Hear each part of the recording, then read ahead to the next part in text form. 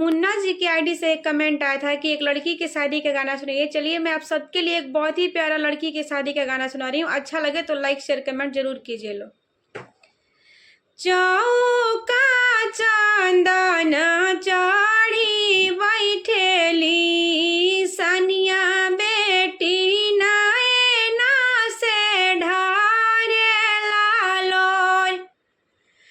चौका चंदन चढ़ी बैठेली सनिया बेटी नैना से ढारे लालोर।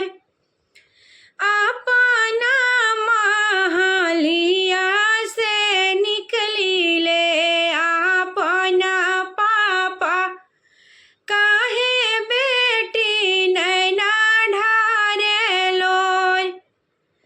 अपना महलिया से निकली ले अपना चाचा काहे बेटी नैना ढारे लोर।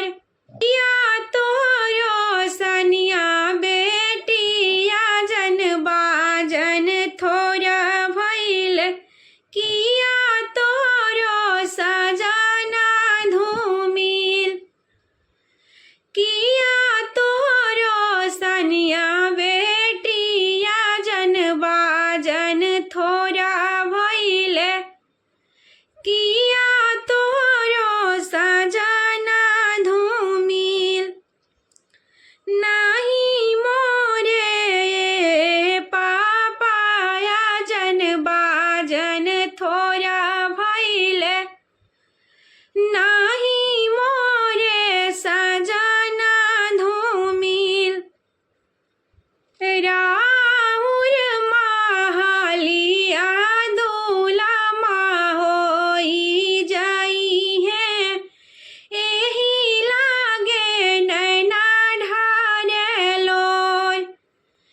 रौरा ऐसन पापा दुलामा होई जाई है एही लागी नैना ढारे लोर।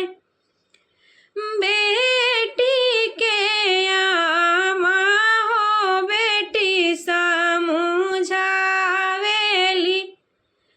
सुन